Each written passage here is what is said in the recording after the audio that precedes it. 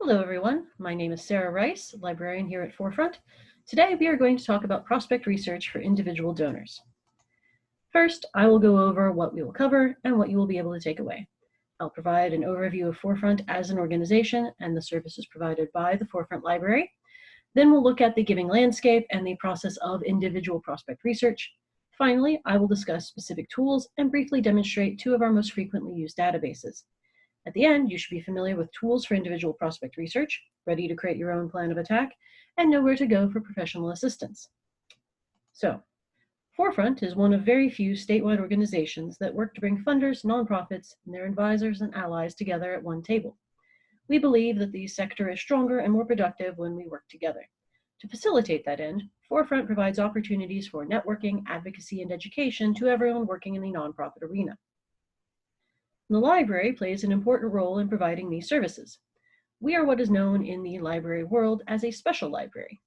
This means we have a specialized collection. Unlike public or academic libraries, which provide information on a broad spectrum of topics, we are laser-focused entirely on resources pertaining to the nonprofit world. This allows us to have a much deeper knowledge of subjects like board governance, prospect research, and other best practices than you can find elsewhere. Other facts about the library include that we do have physical books, journals, and magazines, in addition to our electronic resources. At the time of this recording, Illinois is under a shelter-in-place order due to the COVID-19 pandemic, so our in-person space is closed. When we reopen, we will be located at 200 West Madison in the Fabric Impact House. We will be open to everyone, members, and the general public through an appointment system. Anyone will be able to schedule a time to visit the library by visiting our website, library.myforefront.org, and clicking the Schedule an Appointment button. Forefront members may always request research assistance by emailing member411@myforefront.org. Members may also access some databases themselves remotely. For details, please contact the library and we will send you the login information.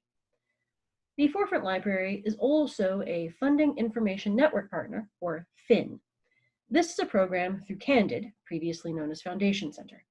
Across the country are hundreds of libraries and other institutions who provide access to Candid's resources, including the database Foundation Directory Online. Some FINs have dedicated nonprofit resource centers, while others may be public libraries where one librarian is assigned to assist with these questions. To learn more about FINs and see who is nearest you, please visit candid.org/find-us. There you can enter your address and see what organization is nearest you. Candid also provides sample documents, webinars, and other resources through the grant-seeking process at grantspace.org. Jumping back to our library, the team here consists of myself and Zoe McGurrick, Manager of Knowledge Services. We both hold Master of Library Science degrees, have years of experience in helping patrons find what they need. We'll do our best to provide you with thorough and efficient answers. We also support the rest of the Forefront staff with research, as well as teach workshops on various topics. When we are open, stop by because we'd love to say hello and talk about your nonprofit goals. Now, we will look at the broader giving landscape. The information here is from the 2019 Giving USA report. Looking at the private sources of support for nonprofits in the United States, you can see that despite what most people may assume, foundations and corporations together account for only a modest proportion of charitable giving. This is a common myth. The vast majority of private giving, 68% in 2018, comes from individuals, people like you and me, who give to their churches and favorite charities. And this does not just refer to very wealthy individuals who may very well have established their own foundations, and thus would be counted in the foundation part of the chart. There are, quite simply, far more people than there are foundations and corporations. Even if you were to just ask at random, you would almost certainly be able to acquire $20 each from 1,000 individual people more quickly than you could obtain the equivalent $20,000 grant from a foundation. Plus, individuals tend to be more loyal over time. They may start by giving small gifts, but with proper cultivation, those gifts could grow to include bequests through wills, trusts, or estates. Moving on from who's giving, the next slide looks at where the money tends to go by subject. Much like the percentages on the previous slide, these categories do not shift much year to year. Keep in mind that the subject refers to how a nonprofit categorizes itself. So while religion is the largest category at 29%, the groups receiving this money frequently have many programs for the benefit of their larger community. It'll be interesting to see if this year's health crisis increases the share of funding received by health and human services organizations. And don't be discouraged by the smaller percentage shares. While environmental organizations only received 3% of the total private giving in 2018, that amounted to nearly $13 billion. Okay, so now we've gone over the general landscape. Let us now turn to the process of prospect research, the how and why of it all. What motivates individuals to give charitably? There are honestly about as many answers to this as there are people who donate. But the reasons tend to fall into one of several categories. People may believe in an organization or its mission. They may be devoted to the idea of educating children or ending homelessness, or the other visions shared by working nonprofits. They may have a more general desire to help or to give back to society. You can see this in celebrities and athletes who create foundations in their hometowns once they've made good. The Fabric Impact House, a hub for philanthropists to work together, is the brainchild of one such person, retired Chicago Bear Israel Idonije. Perhaps an individual has a personal tie to an organization. In this way, many people who have benefited from the services of a nonprofit will give back when able to do so. Some individuals may give mainly for the tax benefits, though this is frequently a consideration in conjunction with one of the more altruistic motives. And finally, people may give because a current need is important. This is why you can see no donors when natural disasters strike. For more information on this particular topic, please see the Grant Space podcast, Getting Started with Individual Donors. The wide variety of motivations donors have is part of the reason that prospect research is so important. It is basically the homework so that you can ace the test of building a relationship with these individuals. Because making sure that your ask lines up with their interests is incredibly important. Now, it can be quite difficult to do cold research on a person because most people like a little privacy. But there are public records, such as property values, political donations, and annual reports from other nonprofit organizations. All of these pieces can help you build your knowledge of a person, judge whether they are a good fit for your organization, and tailor your ask to them specifically. Being prepared will help you be more confident in making your case to a potential donor. Now that we've talked about mindset and reasons, let's look at how to actually begin. This starts with considering your own organization. You can't make a good case for support if you're not absolutely certain of where you stand. So take a moment to think about exactly what your mission is. Who do you serve? What is your goal? How are you going to create change? You should be able to cover these bases in a succinct way. When a prospective donor asks who you are with and what you do, you need to be able to answer quickly and persuasively. They need to know why what you do is important, why you need their help, and what you can do with their contribution. When looking for people inclined to donate to your organization, the first place to start is with those who've already donated. You probably have a list of existing or lapsed donors. Since there's already some relationship here, you've passed the first hurdle. Now you can work on stewarding existing donors to increase their level of commitment. And this may not always be monetary. Perhaps they'd like to be more involved by volunteering or serving on a board. And for lapsed donors, reach out and discover why they stopped giving. Did they not feel connected to the organization? Did their circumstances change? Perhaps contact was lost and can be reestablished. Working out in circles from current donors, the next step would be investigating prospects with whom you already have a connection. Maybe members of your board work with other people who would be likely donors. Maybe you volunteer with another group and have met people there who would also be interested in your organization. Spend some time looking at the spheres of influence you and others at your organization have. Plan how best to reach out to these casual contacts. Our next step, after discussing motivations and the importance of this work, is to look at what tools are available to you. Of course, a lot of this work is personal. Meeting people, networking, building up a relationship both in the community and online are all important steps. Once you have some idea of who you are researching, libraries can provide you with information to help advance your search. These next few slides list the resources available at the Forefront Library, followed by more general guidelines of what you can find at public and academic libraries. Here at Forefront, we have access to many databases. We'll be discussing these in depth in the next section, so for now I will just give a brief comment about each one. ResearchPoint is our main database for running wealth reports on individuals.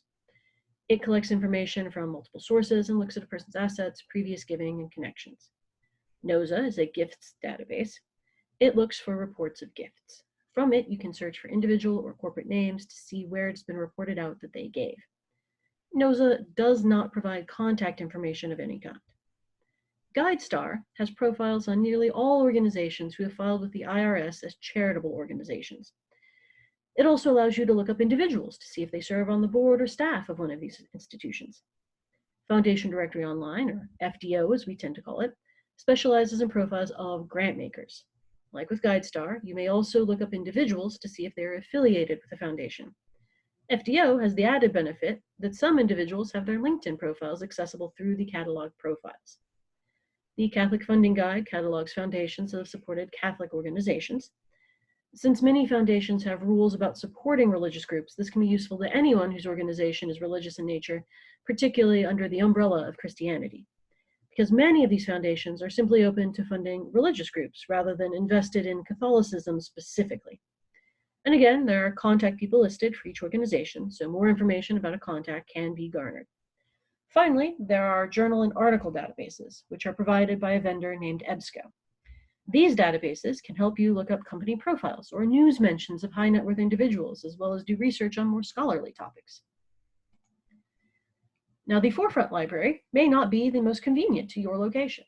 In that case, there's probably a public or academic library near you, and many of them will also be able to help. Public libraries can be members of Candid's Funding Information Network, or FINS. As I mentioned earlier, visit candid.org/find-us and enter your zip code to see if there is a FIN near you. If they are, then they are guaranteed to have access to Foundation Directory Online and will probably have other nonprofit-oriented resources as well. Public libraries have newspaper and business databases that can help you track mentions of high net worth individuals. They have directories and public records databases, such as Mergent Intellect, which are frequently useful in genealogy, but may also benefit nonprofit looking for potential donors. Public libraries have open public access in times when there is not a shelter-in-place order, and they have plenty of remote access for members of their community. A card for your local public library is free, and the potential for nonprofit assistance is one benefit. Academic libraries may also be members of Candid's Funding Information Network. If so, they will have some kind of access for the general public. In addition, community colleges and public universities have programs for community borrowers. If you live near a community college or public university, check to see what your privileges are. You may be able to use the computers and check out books the same way a student or faculty member can. Academic libraries have databases on numerous topics, including business and newspapers, so they can fulfill that role as well.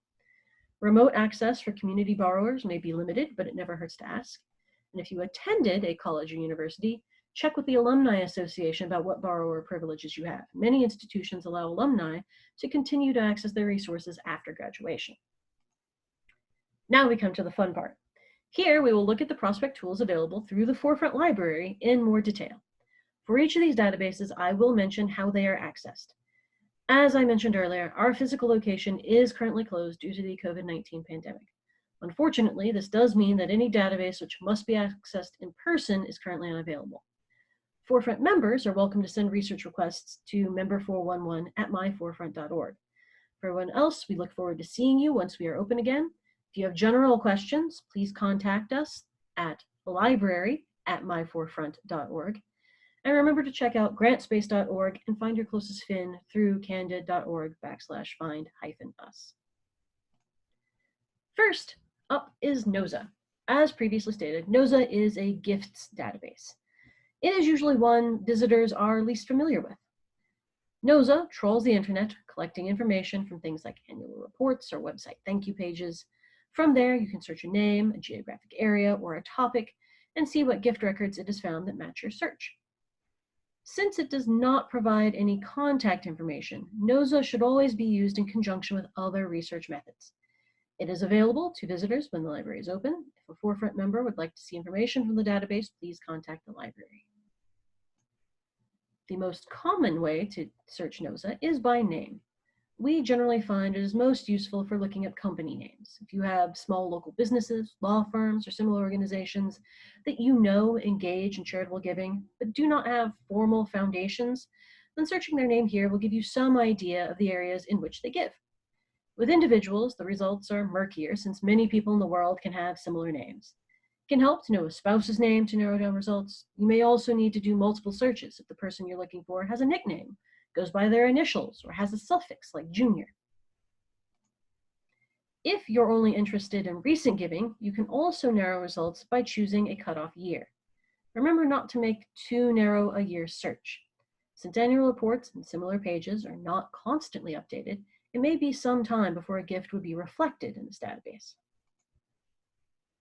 Nosa allows you to export 1,000 records at a time. If your search has produced more results than this, there are several ways to try to narrow your scope. Perhaps you know that the individual is only interested in the arts or gives primarily in Indiana. You can filter your search by where the gifts were received or what subject they are indexed under. But remember that all address fields refer to the recipient. They can help you narrow down the search if you're interested in what gifts were given in a specific area. They do not reflect any relationship with the donor. I will perform a search in Nosa at the end of this presentation so you can see what the results look like. Next on the list is ResearchPoint. ResearchPoint is produced by Blackbaud, so anyone who works with Razor's Edge should know that results from this database are entirely compatible with the customer management system. Beyond that, ResearchPoint aggregates data from multiple public sources to be able to produce reports on more than 110 million US households. Searching for individuals outside the United States is technically possible, but the results tend to be disappointing since its information is mainly from US maintained sources. The biggest limitation to ResearchPoint is that it cannot be searched by interest. This is not a database for building cold lists. In general, we recommend against that method, instead saying that building relationships with people and discovering their interests is going to yield more positive results than simply reaching out to a few hundred people who came up in a search. In order to search ResearchPoint, you must already know the person's name as well as their general place of residence. For members requesting remote research, the library requires a first name, last name, city, state, and zip code to run wealth profiles. Full addresses, particularly home addresses, are useful to know. Again, many people in the world have very similar names, and you want to be certain you are viewing the correct one. Like Nosa, access is on-site only, and Forefront members can contact the library for remote research details. We do ask that you treat any information you receive from ResearchPoint as sensitive.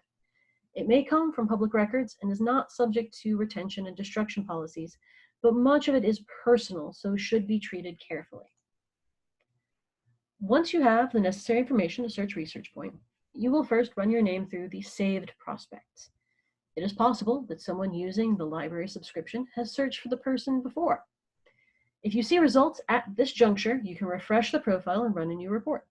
If there are no results, then you will click Find New Prospects to see if there is any previously run information on your name from the broader database.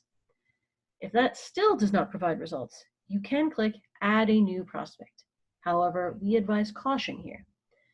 Be certain the information you are entering into the database is correct, since it may be accessed by others at a later date. Once you have found a result for your name, you will tell the database to screen the individual.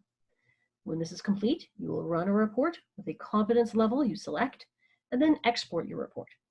We recommend Excel files since they retain the best formatting. You may be wondering what a confidence level is. ResearchPoint rates its data by how certain it is that the data pertains to the person you searched. The scale runs from 1 to 5, with 1 casting the broadest net and 5 containing only confirmed information. In our library, we run reports with a confidence level of 2. This weeds out most of the inapplicable records while retaining correct records that cannot be confirmed. For instance, if your individual lives in an apartment building, the lowest confidence level may show results as though they own every unit in the building, while the highest confidence level will show 0 previous gifts because nonprofit annual reports do not list the addresses of donors, and so the information could not be considered confirmed by the database. If you are running your own reports, you can refresh with different confidence levels to see what is and isn't included in each one. Other discrepancies that can affect confidence levels are that some individuals do not give under the exact name that is on their home ownership record, or they gave to a location that is not near where they live. My colleague Zoe gives to a bat sanctuary in Florida. A report run on her with a confidence level of 5 would not show those gifts because the database would not be able to confirm that they belong to the same person who lives in Chicago. Programs are only as smart as we can make them, and people are far stranger than fiction, so results must be treated carefully. Among the information you may see on a ResearchPoint report is estimated wealth. The report will show confirmed assets and a couple of scores based on the data it has pulled. There will be a giving capacity number below that. This is based on the assumption that donors can give 5% of their assets over a 5-year period. The number will be 5% of the confirmed assets amount. Another section found on most reports is gifts records.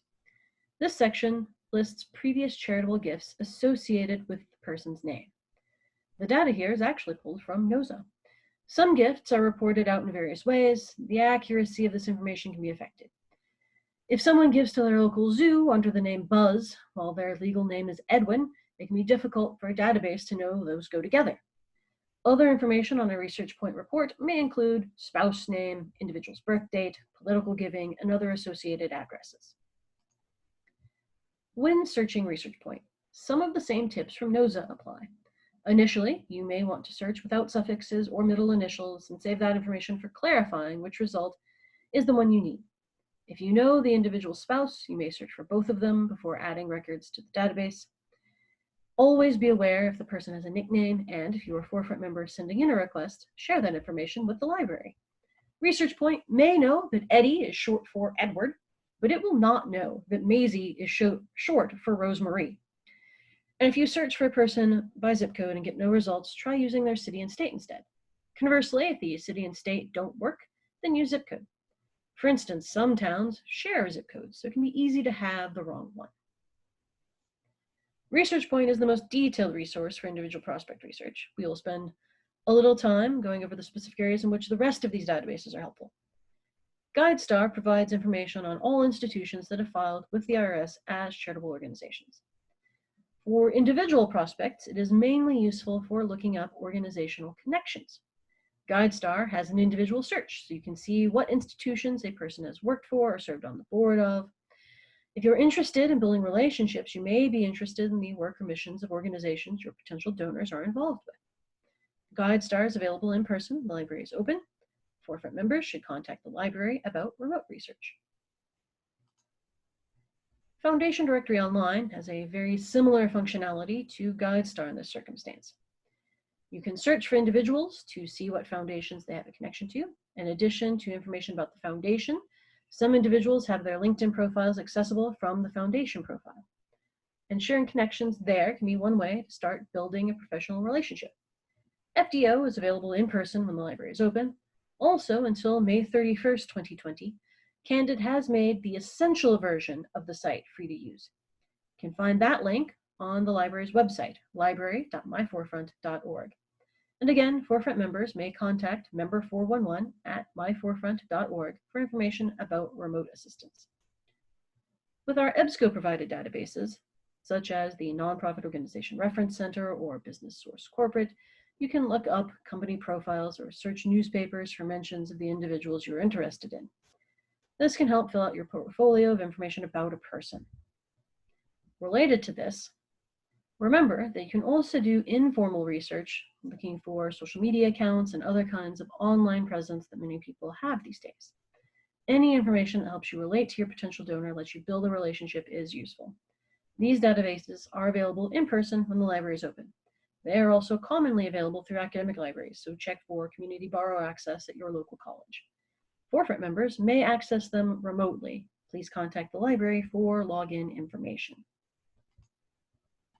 Right, now let us visit the library's website and explore Nosa and ResearchPoint.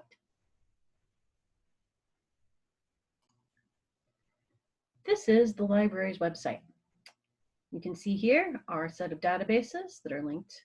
You can find more information about all of them by clicking this blue highlighted word here.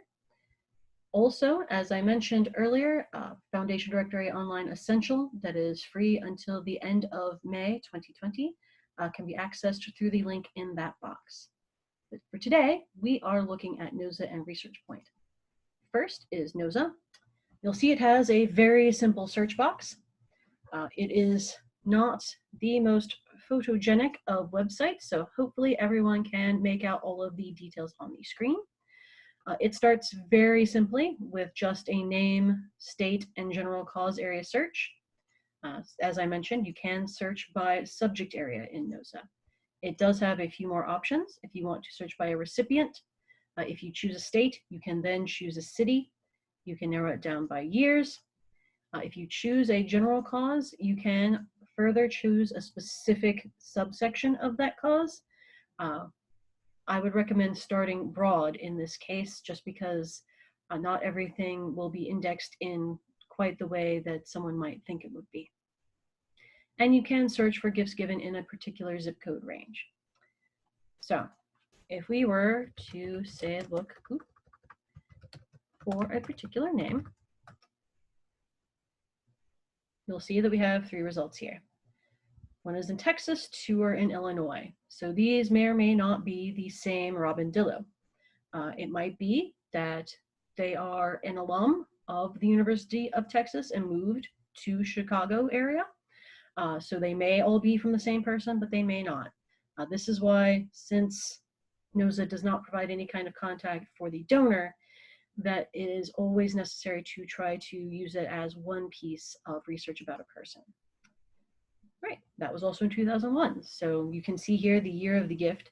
You'll also see a link to the source that Nosa used for this. Now, sometimes, since these are often annual reports or thank you pages, these links may be dead if they are old, because many organizations do not keep up annual reports for this point nearly 20 years. But it still has kind of an archived or cached version somewhere on the internet that Nosa was able to access. That can also be a reason for oversights. If you, say, looked up yourself and you know that you have given more gifts than are reflected here, maybe that the organization you gave to doesn't publicize that information on the internet, or it may be that it has been taken down and was not saved in such a way that Nosa can access it. This is not a wholly comprehensive website, but it is one tool that is very good to use. Since we only have 3 records here, it would be no trouble to select all of them. You'll see here the max of 1,000. So if we had more than 1,000 lines, we would not be able to save all of them at once. You then go over to the Save Selected and choose your option. Like with ResearchPoint, we recommend Excel, which is the spreadsheet option, just because that is usually the easiest to view at a later date. So you can name it, then you can save it. If you are in the Forefront library, you can save things to a flash drive if you bring one with you. You can also save things to the computer and then email them to yourself later. And of course, if you were somewhere where you could bring a laptop, once we are open again, people will be welcome to bring in their own devices. So if you have a tablet or a laptop that you wish to work on, you would of course be able to save things to it personally yourself. Right, and that is basically all there is to Nosa. Is a very simple sort of database and very straightforward, even if it isn't very aesthetically pleasing. So we will now move on to ResearchPoint. ResearchPoint, again, starts very simple. Again, I hope that whatever screen you are seeing this on, you are able to see the text because it is a rather small size. As mentioned, you're going to have a name, and you're going to have a location for them, and you will always start by searching the saved prospects. So if we were to search this, the name Eric Weinheimer in the zip code of 60305, you'll see we don't have any results here. It's apparently not been a set that has been searched on the library subscription before.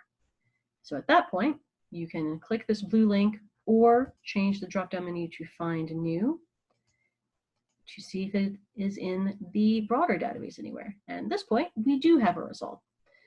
And so here, if you knew a little bit about the person, you could also confirm if this was the person you were looking for, if the age seemed to be about the right range, if there was a potential spouse in about the right sort of age range, if you know their name.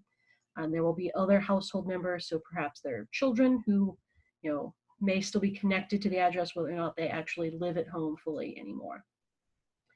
And there are addresses. If you believe that, if you know a home address, you can always verify those here as well. So if you wanted to see a report on this person, you would then click Screen Now. You would be able to select their primary address if there's more than one address associated with them. So if you knew that Skokie was their primary address, you could change that. You can choose their spouse if there are multiple options for that. If you are not certain, you can also leave that blank even if there are options available.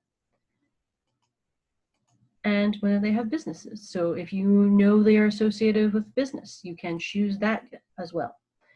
Then when you click Save here, it will automatically start screening the individual. So we will click Save, and it will start doing its work. ResearchPoint is often the pokiest of our databases. It can take it a moment to do this. I might actually pause recording while it's working, since it seems to be being particularly slow. Okay, so this is ResearchPoint as it is working. You'll see this light yellow bar here that tells you a screening is in process. So while it is refreshing information, that will be there. When it is finished, if you are looking at the page, there will be a refresh and this little dark gray pop-up box. If you are not looking at the page, you may not see it. You'll see it has already gone away. But this message should change to tell you that it is refreshed on today's date. And that will tell you that it is finished working. So at that point, you'll go over here to the side and tell it we want a prospect research report. As mentioned, here at Forefront in the library, we always run them at a competence level of 2. And then you'll click View Report. And then that will load.